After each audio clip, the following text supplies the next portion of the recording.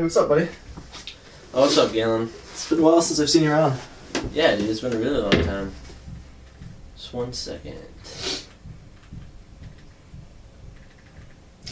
Actually, man, dude, I'm sick and tired of being around people when they're always on their devices. Yeah, dude. You know, I've been thinking about that a lot lately, too, and I feel like I'm never really connected to anybody when I talk to them one-on-one.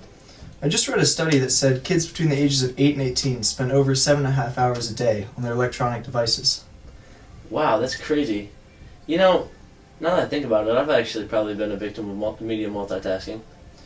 Media multitasking, what's that?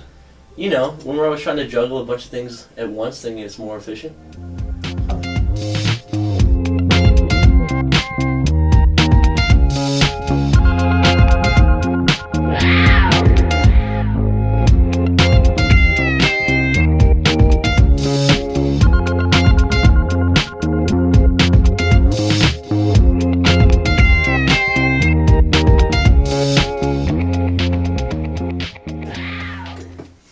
But isn't media multitasking a good thing in a way because we get more things done at once? Well, it depends on the way you look at it. Studies show that the brain can only process one task at a time. So when you try to do everything at once, your brain has to jump around and it has to constantly reorient itself. And that reorienting time, a lot of time can be wasted.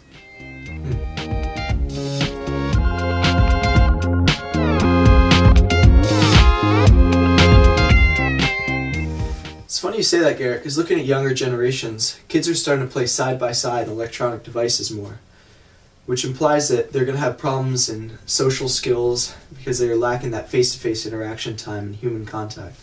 Yeah, actually one of the things that I read was that constant task juggling can cause situationally based ADD, such as irritability, disorganization, and declining productivity. Wow. You know what? I would love to hear from an expert on this subject. Why don't we talk to Clifford Nass in the communications department? Let's do that. Clifford? I'll do that.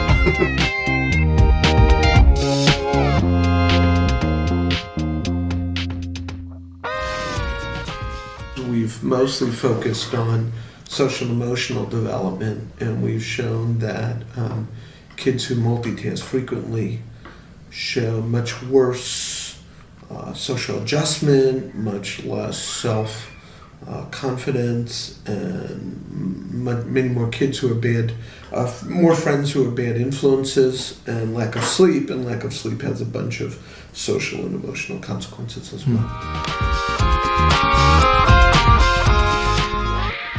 So as far as social behaviors and manners, I think that we'll see a number of things. One, people won't look each other face to face, which will mean that people's emotional knowledge and intelligence is going to decline, since we know that emotional intelligence is the best predictor of every kind of success we know: financial, intellectual, academic, emotional.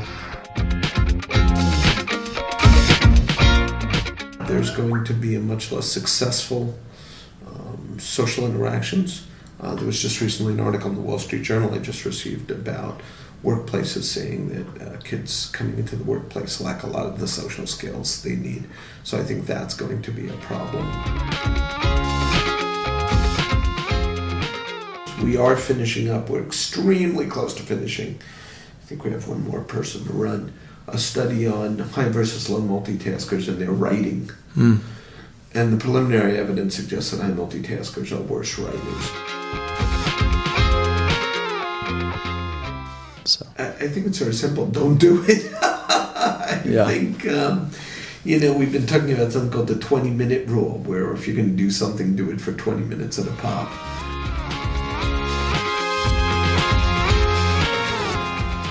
While it is easy to show the downsides to multitasking, it is very hard to actually have people focus solely on the task at hand. Kids have become conditioned to media multitasking, and some still believe that it is more productive to do multiple things at once. What advice could we give the general public? Well, that's tough. I guess all you can really do is be conscious of your own media use and share the negative effects with your friends and family. Thanks for watching.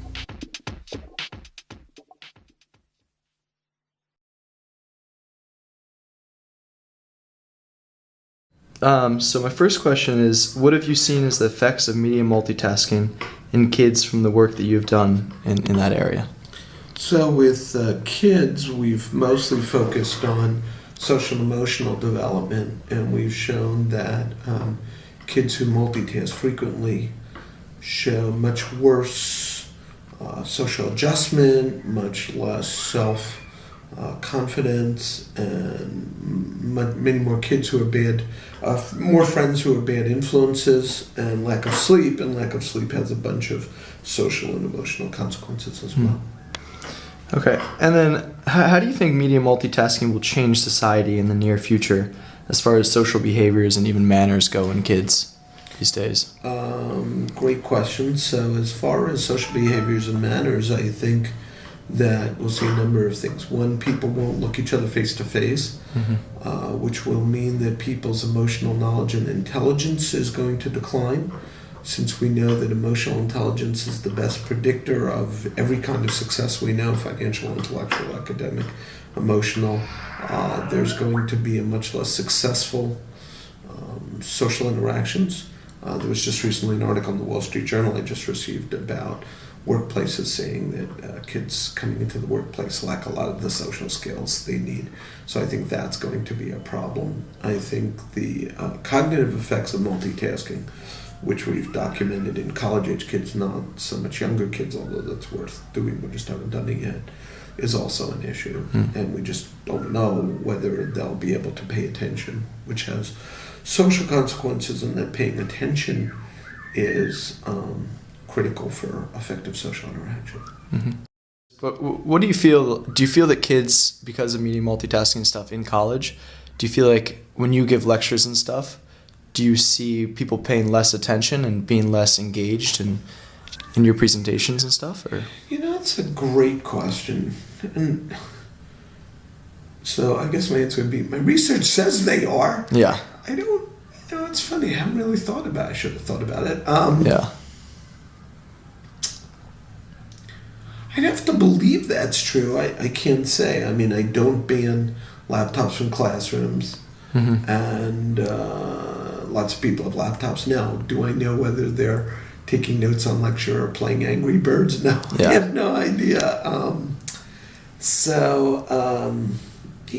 It's funny. I haven't puzzled about that. But as I said, research would suggest, yes, they are paying less attention, but I haven't really. Because there's an interesting article saying that kids now are on their laptops and they're kind of seeing the presentation and they're taking it more in as like a TV show or something, where they're getting the material that's being said, but they're not really thinking about it, which professors would rather them do. I believe that. Yeah. I can't say I have direct evidence. I can say, aha, I've experienced that, but I do believe that. I haven't looked at changes in performance of kids over the years. We are finishing up. We're extremely close to finishing.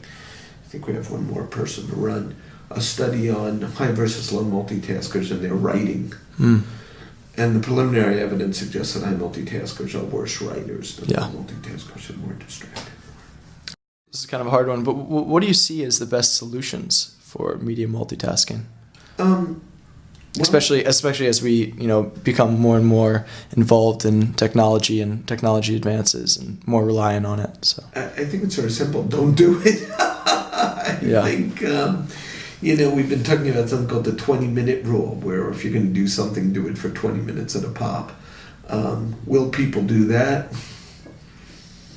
Not a whole heck of a lot of evidence. People will. People seem to love to multitask and increasingly like to multitask more and more. So I'm not overly sanguine, but that would be a solution.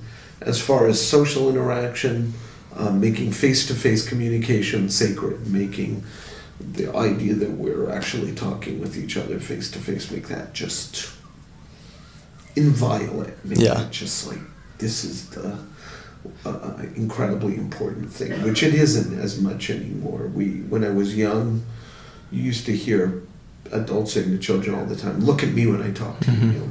You never hear that anymore. So I think that's another cultural change that we have to just more emphasize and say, look, this is important. It's important to look to the other person. And do you think people multitask more because they think it's more productive and they haven't really seen the research on it? Or do you think it's something that we've just been conditioned to do? That's a great question. I think part of it is they think they're more productive, and even if they've seen the research, they don't believe it applies to them. They believe it applies to everyone else, just not them. I think that we have evidence that people like it. not because they think it's efficient or effective, but because they just dig it. They just dig multitasking. They seem to just love doing it. So I think that's definitely a important thing going on. So I think it's a combination. I think, as is always true of humans, they underestimate the negative consequences. We tend to, especially the things we like, we underestimate the negative. So I think those are all factors. Great. Thank you so much. Sure.